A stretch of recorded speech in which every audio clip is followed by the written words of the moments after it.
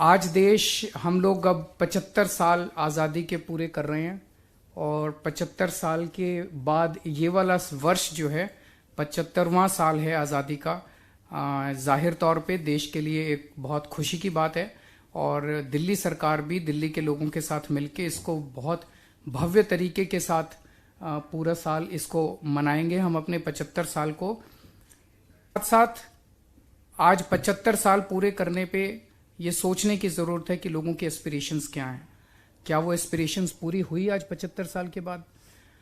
और इन 75 साल के बाद अब जब 100 साल आज़ादी के पूरे होंगे 2047 में, तब भारत कैसा होना चाहिए, तब देश कैसा होना चाहिए, उस देश को की नींव रखने के लिए उस किस्म के 2047 के हमारा जो भारत का और दिल्ली का सपना है, उस सपने की नींव अभी से रखनी पड़ेगी, तब हम अपना 2047 का सपना पूरा कर पाएंगे।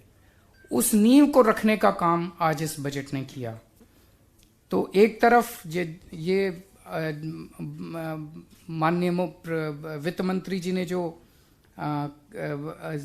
विजन दिया कि आज दिल्ली का पर कैपिटा इनकम जब हम अपने देश के अंदर देखते हैं तो बहुत अच्छा है, लेकिन जब दुनिया के स्तर पे देखते हैं तो उतना अच्छा नहीं है। हमारा 2047 का सपना है कि दिल्ली का पर कैपिटा इनकम हमें सिंगापुर के पर कैपिटा इनकम के बराबर करना है 2047 तक।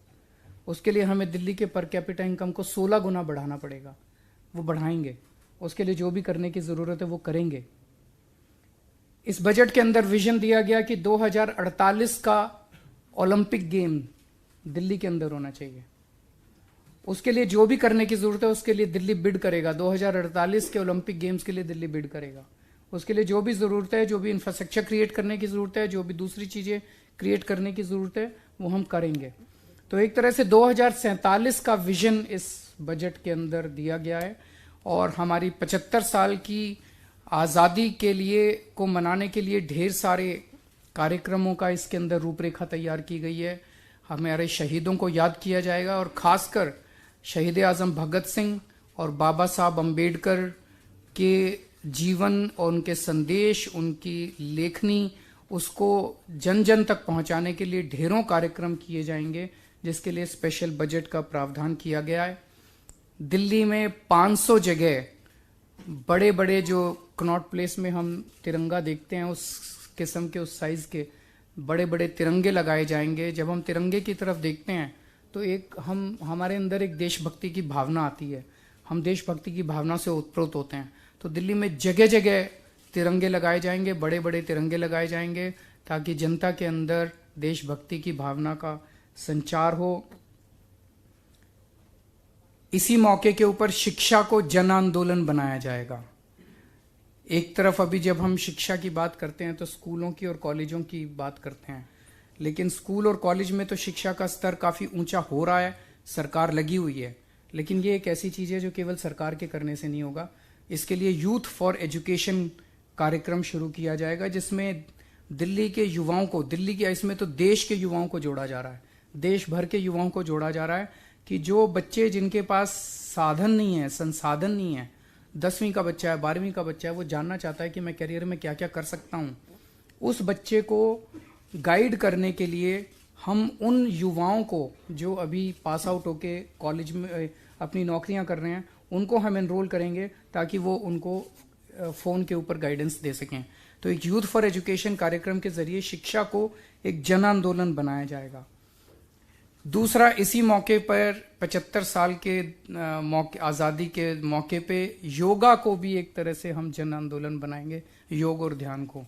तो इसमें पूरी दिल्ली के अंदर जगह जगह जहां भी 25 लोग 50 लोग मिलके सरकार को कहते हैं कि हम अपने योगा करना चाहते हैं, हम उनके लिए योगा की फ्री में व्यवस्था सरकार करेगी।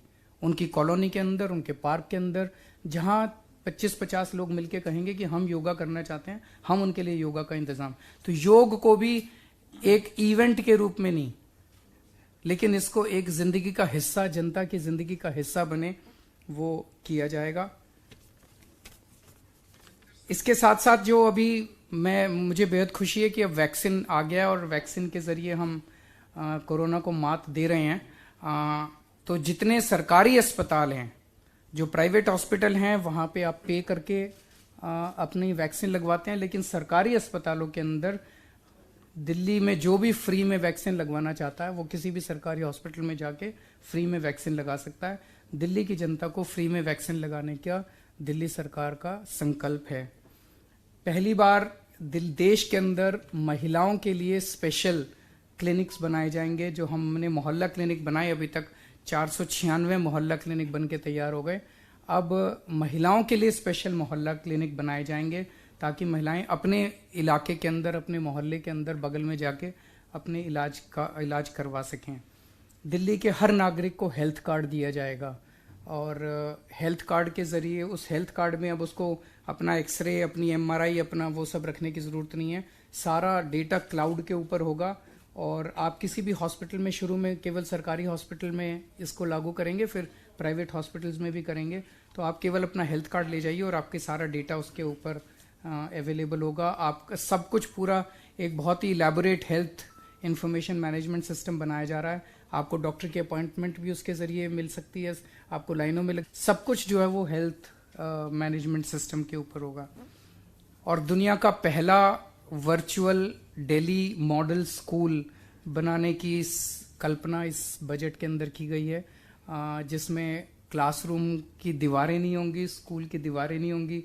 आप कहीं से कभी भी किसी भी वक्त पढ़ सकते हैं। ये अपने आप का पहला स्कूल होगा जो कि दिल्ली में शुरू किया जाएगा। इसके अलावा और भी बहुत सारी योजनाएं आप लोगों ने सुनी आज। पानी के क्षेत्र में, परिवहन के क्षेत्र में, पर्यावरण के क्षेत्र में, हर क्षेत्र के अंदर इस बजट के अंदर सारी चीज़ों का ध्यान रखा गया। अब अगर आपके कोई क्वेश्चंस हैं तो आप। मेरा एक सवाल ओलंपिक्स को लेकर है। आपका जो विजन है 100 साल बाद 2048 में आप कह रहे हैं कि आवेदन करेंगे। इस वजह से जुड़े हुए दो सवाल हैं। पहला सवाल मेरा ये है कि क्या इसके लिए आप आवेदन कर चुके हैं या करेंगे? नहीं, करेंगे। आप करेंगे क्या? इससे लेकर केंद्र सरकार से आपकी उनसे बातचीत भी करेंगे, सब मिलके करेंगे। तो देश की बात है, अपनी अकेली थोड़ी है। ये तो देश के लिए एक बड़े गर्व की बात होगी। तो जाहिर तौर पे केंद्र सरकार, दिल्ली सरकार मिलके ही करेंगे।